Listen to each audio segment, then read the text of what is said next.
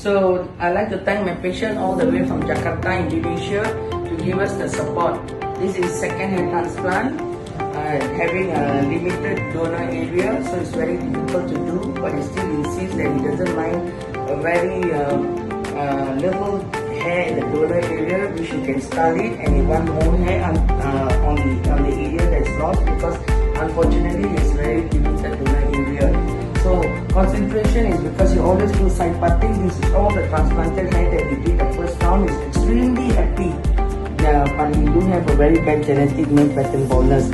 So what we're going to do is we're going to do the area that we did not transplant before, bearing in mind with his limited donor area. So I'm going to create a nice design for him to give him back the confidence. So patient is going to come back from Jakarta again to do the SMP so that they'll blend all together.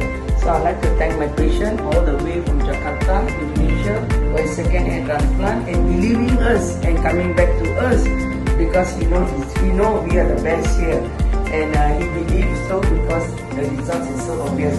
So let's thumbs up. Thank you so much for supporting Clinic Dr. Inder.